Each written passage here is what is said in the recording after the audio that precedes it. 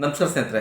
ಸ್ವರ್ಗ ಪ್ರತಿಯೊಬ್ಬರ ಜೀವನದಲ್ಲೂ ಕೂಡ ಈ ಸ್ವರ್ಗ ಅನ್ನುವ ಪದ, ಸ್ವರ್ಗವನ್ನ ವಿಷಯ ತಿಳ್ಕೊಂಡಿರ್ತಾರೆ. ಹಿರಿಯರು ನಮಗೆ ಸ್ವರ್ಗ ನರಕದ ಕಥೆಗಳನ್ನು ಹೇಳಿರ್ತಾರೆ. ಅನೇಕ ಗ್ರಂಥಗಳಲ್ಲಿ ಸ್ವರ್ಗದ ಬಗ್ಗೆ ಉಲ್ಲೇಖವಿದೆ. ಗ್ರಂಥಗಳಲ್ಲಿ ಸ್ವರ್ಗದ ಬಗ್ಗೆ ಏನಂತ ಹೇಳಿದ್ದಾರೆ ಅಂದರೆ, ಸ್ವರ್ಗ ಅನ್ನೋದು ದೇವರುಗಳು ವಾಸಿಸುವಂಥ ಒಂದು ಲೋಕ. ಇಲ್ಲಿ ತುಂಬ ಉತ್ತಮವಾದ ಕೆಲಸಗಳನ್ನು, ನಾವು ಪುಣ್ಯ ಕೆಲಸಗಳನ್ನು ಮಾಡಿದ ನಂತರ ಆ ಪುಣ್ಯದ ಫಲವನ್ನು ಅನುಭವಿಸೋಕ್ಕೆ ಸ್ವರ್ಗಕ್ಕೆ ಹೋಗ್ತಾರೆ. ಉತ್ತಮವಾದ ಕೆಲಸಗಳನ್ನು ಮಾಡಿದ್ರೆ ಸ್ವರ್ಗಕ್ಕೆ ಹೋಗ್ತಾರೆ, ಮತ್ತೆ ಮರಳಿ ಅವರು ಜನ್ಮವನ್ನು ಪಡೆಯಲ್ಲ. ಈ ರೀತಿಯಾದಂಥ ಕಥೆಗಳನ್ನು ನಾವು ಕೇಳಿರ್ಬೋದು. ಎಲ್ಲ ಧರ್ಮದಲ್ಲೂ ಕೂಡ ಈ ಸ್ವರ್ಗ ಅನ್ನೋದ್ರ ಬಗ್ಗೆ ಉಲ್ಲೇಖವಿದೆ. ಒಳ್ಳೇದು ಮಾಡಿದ್ರೆ ಸ್ವರ್ಗಕ್ಕೆ ಹೋಗ್ತಾರೆ, ಕೆಟ್ಟದ್ದು ಮಾಡಿದ್ರೆ ನರಕಕ್ಕೆ ಹೋಗ್ತಾರೆ ಅನ್ನುವ ಉಲ್ಲೇಖವಿದೆ. ನಿಜವಾಗಿಯೂ ಸ್ವರ್ಗ ಅನ್ನೋದು ಇದೆಯಾ? ಸ್ವರ್ಗವನ್ನ ಯಾರಾದರೂ ನೋಡಿದಾರ? ಸ್ವರ್ಗವನ್ನ ಯಾರಾದರೂ ನೋಡಿ ಮರಳಿ ನಮ್ಮ ಹತ್ರ ಬಂದು ಸ್ವರ್ಗ ಈ ಥರ ಇದೆ, ಆ ಥರ ಇದೆ ಅಂತ ಹೇಳಿದಾರ? ಇಂಥ ಯಾವುದೇ ಉದಾಹರಣೆಗಳು ಇಲ್ಲ. ನಾವು ಕಥೆಗಳಲ್ಲಿ ಕೇಳ್ಬೋದು, ಕಾದಂಬರಿಗಳಲ್ಲಿ ಓದ್ಬೋದು, ಇಲ್ಲ ಕೆಲವು ಗ್ರಂಥಗಳಲ್ಲಿ ಕೆಲವು ವಿಚಾರಗಳನ್ನು ತಿಳಿದುಕೊಳ್ಬೋದು. ಅದು ಬಿಟ್ಟರೆ ಸಾಮಾನ್ಯರಲ್ಲಿ ಸಾಮಾನ್ಯವಾದಂಥ ಒಬ್ಬ ವ್ಯಕ್ತಿ ಸತ್ತ ನಂತರ ಹೌದು ನಾನು ಸ್ವರ್ಗಕ್ಕೆ ಹೋಗಿದ್ದೆ, ಸ್ವರ್ಗ ಈ ರೀತಿ ಇದೆ ಅಂತ ಬಂದು ಹೇಳಿದವರು ಇದುವರೆಗೂ ಯಾರೂ ಇಲ್ಲ. ಕಾರಣ ಯಾಕೆ ಅಂದರೆ, ಒಂದು ಸಲ ಮನುಷ್ಯನ ದೇಹದಿಂದ ಆ ಪ್ರಾಣ ಪಕ್ಷಿ ಹಾರಿ ಹೋದ ನಂತರ ಆ ಪ್ರಾಣ ಎಲ್ಲಿ ಹೋಯಿತು ಅಂತ ಕಂಡಿಡಿಯಕ್ಕೆ ಯಾರಿಂದಲೂ ಸಾಧ್ಯವಾಗಿಲ್ಲ. ವಿಜ್ಞಾನಿಗಳಿಂದಲೂ ಕೂಡ ಅದನ್ನು ಕಂಡಿಡಿಯಕ್ಕೆ ಸಾಧ್ಯವಾಗಿಲ್ಲ. ವಿಜ್ಞಾನ ಈ ವಿಷಯದಲ್ಲಿ ಎಷ್ಟು ಮುಂದುವರೆದಿದೆ ಅಂದರೆ, ಒಬ್ಬ ವ್ಯಕ್ತಿ ಸತ್ತ ನಂತರ ಅವನ ಪ್ರಾಣ ಹೋಯಿತು, ಅದು ಎಲ್ಲಿ ಹೋಯ್ತು ಅಂತ ಯಾರೂ ಕೂಡ ಗೊತ್ತಿಲ್ಲ. ಆದರೆ ಆ ಪ್ರಾಣವನ್ನು ಮರಳಿ ಆ ವ್ಯಕ್ತಿಗೆ ಕೊಡ್ಬೋದಾ ಅನ್ನುವ ರೀತಿಯಲ್ಲಿ ಸಂಶೋಧನೆಗಳನ್ನು ಮಾಡಿ ಅನೇಕ ಜನರು ಆ ಪ್ರಾಣ ಹೋದ ನಂತರ ಅವರ ದೇಹವನ್ನು ಇವತ್ತಿಗೂ ಕೂಡ ಶೇಖರಣೆ ಮಾಡಿ ಇಟ್ಟಂಥ ಅನೇಕ ಉದಾಹರಣೆಗಳಿದೆ. ಅದಕ್ಕಂತಲೇ ಕೆಲವು ಸಂಸ್ಥೆಗಳಿದೆ. ಆ ಸಂಸ್ಥೆ ಇಷ್ಟು ದುಡ್ಡಂತ ಕಟ್ಟಿದ್ರೆ ಅವರ ಪ್ರಾಣ ಹೋದ ನಂತರ ಅವರ ಬಾಡಿಯನ್ನು ಉತ್ತಮ ರೀತಿಯಲ್ಲಿ ಕಾಪಾಡಿಕೊಂಡು ಇವತ್ತು ಕೂಡ ಬಂದಿದ್ದಾರೆ. ಅನೇಕರು ಅದಕ್ಕೆ ರಿಜಿಸ್ಟರ್ ಮಾಡಿ ಅವರ ಬಾಡಿಗಳನ್ನು ಹಾಗೆ ಇಟ್ಟಿದ್ದಾರೆ ಅವರ ಮನೆಯವರು.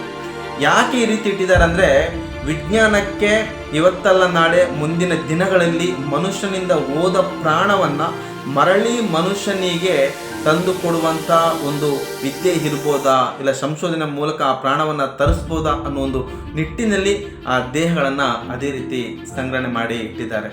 ನಮ್ಮ ರಾವಣನ ದೇಹ ಕೂಡ, ರಾವಣನು ಮೃತ್ಯುವಾದ ನಂತರ ಅವನಿಗೆ ಅನೇಕ ರೀತಿಯಾದಂಥ ಉಪಕರಣಗಳನ್ನು ಬಳಸಿ ಲೇಪನಗಳಿಂದ ಅವನ ಬಾಡಿಯನ್ನು ಸಂಗ್ರಹಣೆ ಮಾಡಿ ಇಟ್ಟಿದ್ರು ಅನ್ನೋದು ಕೂಡ ನಾವು ಚರಿತ್ರೆಯಲ್ಲಿ ಕಥೆಗಳನ್ನು ತಿಳ್ಕೊಳ್ಬೋದು. ಆದರೆ ಒಬ್ಬ ಮನುಷ್ಯ ಸತ್ತವನು ಎಲ್ಲಿ ಹೋದ, ಏನಾದಂತ ಯಾರಿಗೂ ಕೂಡ ಗೊತ್ತಿಲ್ಲ. ಒಳ್ಳೆ ಕೆಲಸಗಳನ್ನು ಮಾಡಿದ್ರೆ ಸ್ವರ್ಗಕ್ಕೆ ಹೋಗ್ತೀವಿ, ಕೆಟ್ಟ ಕೆಲಸನ ಮಾಡಿದ್ರೆ ನರಕಕ್ಕೆ ಹೋಗ್ತೀವಿ ಅಂತ ಹಿರಿಯರುಗಳು ಹೇಳಿರುವಂಥ ಕಥೆಗಳನ್ನು ನಾವು ನೋಡಿದ್ದೇವೆ. ನಿಜವಾಗಿಯೂ ಸ್ವರ್ಗ ಅಂದರೆ ಏನು? ಸ್ವರ್ಗಕ್ಕೆ ಯಾವುದನ್ನು ಉದಾಹರಣೆಯಾಗಿ ಕೊಡ್ತಾರೆ? ಉತ್ತಮವಾದಂಥ ಕೆಲಸವನ್ನು ಮಾಡಿದ್ರೆ ಸ್ವರ್ಗಕ್ಕೆ ಹೋದರೆ ಸಂತೋಷವಾಗಿರ್ಬೋದು, ನೆಮ್ಮದಿಯಾಗಿರ್ಬೋದು, ಇಲ್ಲ ಫಲಗಳನ್ನು ಅನುಭವಿಸ್ಬೋದು ಅನ್ನೋ ಉದಾಹರಣೆಗಳನ್ನು ಕೊಡ್ತಾರೆ.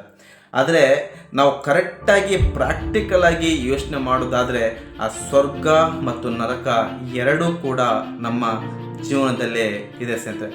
ಯಾಕಂದರೆ ಸತ್ತನಂತ ಮನುಷ್ಯ ಏನಾಗ್ತಾನೆ ಅಂತ ಯಾರಿಗೂ ಗೊತ್ತಿಲ್ಲ. ಇಂದಿನ ಜನ್ಮದಲ್ಲಿ ಈ ಜನ್ಮ ಪುರಾಣಗಳು, ಜನ್ಮಗಳು, ಮರುಜನ್ಮಗಳು, ಮತ್ತೆ ಜನ್ಮಗಳು ಇದೆಲ್ಲ ಇದೆ ಅಂತ ಹೇಳ್ತಾರೆ. ಆದರೆ ಅದನ್ನು ನೋಡಿದವ್ರು ಯಾರು? ಇಂದಿನ ಜನ್ಮದಲ್ಲಿ ನಾನು ಏನಾಗಿದೆ ಅಂತ ನನಗೆ ಗೊತ್ತಿಲ್ಲ, ಮುಂದಿನ ಜನ್ಮದಲ್ಲಿ ನಾನು ಏನಾಗ್ತೇನೆ ಅಂತ ನನಗೆ ಗೊತ್ತಿಲ್ಲ.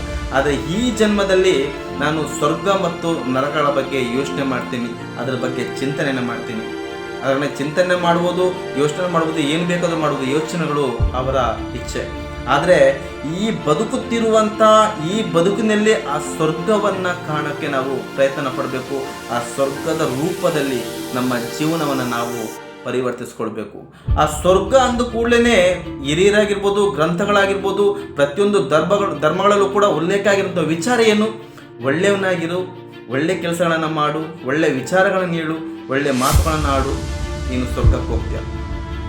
ನಿಜವಾಗಿಯೂ ಒಳ್ಳೆ ಕೆಲಸಗಳನ್ನು ಮಾಡಿದ್ರೆ, ಒಳ್ಳೆ ವಿಚಾರಗಳನ್ನು ಹೇಳಿದರೆ, ಒಳ್ಳೆ ವಿಚಾರಗಳನ್ನು ಓದಿದರೆ, ಒಳ್ಳೆಯದನ್ನೇ ಪ್ರತಿ ಕ್ಷಣ ಕೂಡ ನಮ್ಮಲ್ಲಿ ನಾವು ತುಂಬಿಕೊಂಡಾಗ ನಾವು ಸ್ವರ್ಗದಲ್ಲೇ ಬದುಕುತ್ತಿರುವಂಥ ಅನುಭವ ಆ ಒಳ್ಳೆ ರೀತಿಯಲ್ಲಿ ನಡವಳಿಕೆ ಇರುವವನಿಗೆ, ಒಳ್ಳೆ ಗುಣ ಇರುವವನಿಗೆ, ಒಳ್ಳೆ ಮಾತಿರುವವನಿಗೆ, ಒಳ್ಳೆ ಯೋಚನೆ ಇರುವವನಿಗೆ ಅವನ ಜೀವನದ ಪ್ರತಿ ಕ್ಷಣ ಕೂಡ ಸ್ವರ್ಗದ ರೀತಿಯಲ್ಲಿ ಸ್ವರ್ಗದಲ್ಲೇ ಅವನು ಬದುಕುತ್ತಿರುತ್ತಾನೆ.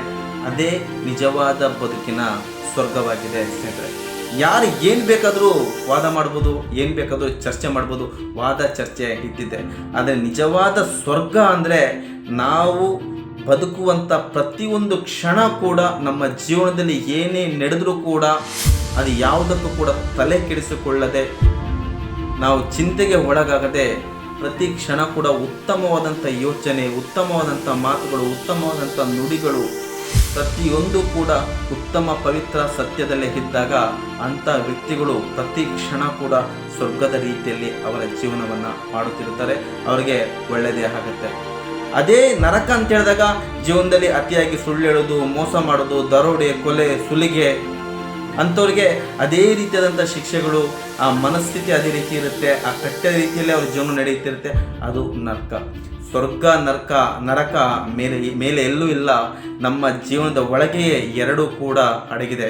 ನಮ್ಮ ಹಿರಿಯರು ನಮ್ಗೆ ಹೇಳ್ಕೊಟ್ಟಿರ್ತಾರೆ, ಒಳ್ಳೇದು ಮಾಡಿದ್ರೆ ಸ್ವರ್ಗಕ್ಕೆ ಹೋಗ್ತೀವಿ ಅಂತ. ಅದೇ ಒಳ್ಳೇದು ಮಾಡುವಾಗಲೇ ಅವನು ಸ್ವರ್ಗದಲ್ಲಿ ಇರುವಂಥ ಜೀವನವನ್ನು ಸೌದಿರ್ತಾನೆ. ಒಂದು ಸಲ ದೇಹದಿಂದ ಪ್ರಾಣ ಪಕ್ಷಿ ಹಾರಿ ಹೋದ ನಂತರ ಆ ಮನುಷ್ಯ ಮರಳಿ ಭೂಮಿಗೆ ಬರಲ್ಲ. ಮರಳಿ ಆ ಮನುಷ್ಯನಿಗೆ ಜೀವ ಬಂದಿರುವಂಥ ಉದಾಹರಣೆಗಳಿಲ್ಲ.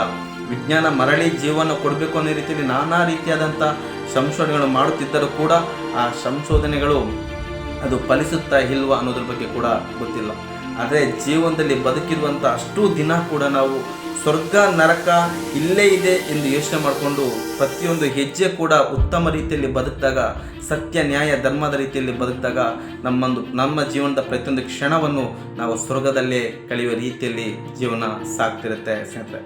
ಇಂಥ ಅನೇಕ ಉತ್ತಮವಾದ ವಿಚಾರಗಳನ್ನು ಈ ಚಾನಲ್ ಮೂಲಕ ನಿಮ್ಗೆ ತಿಳಿಸ ಬರ್ತೀನಿ. ದಯವಿಟ್ಟು ಚಾನಲ್ನ ಸಬ್ಸ್ಕ್ರೈಬ್ ಮಾಡಿ. ಮತ್ತೆ ಮುಂದಿನ ಸಂಚಿಕೆಯಲ್ಲಿ ಇನ್ನೊಂದು ಉತ್ತಮವಾದ ವಿಚಾರದೊಂದಿಗೆ ನಿಮ್ಮ ಮುಂದೆ ಬರ್ತೀನಿ. ಅಲ್ಲಿವರೆಗೂ ನಮಸ್ಕಾರ ಸ್ನೇಹಿತರೆ.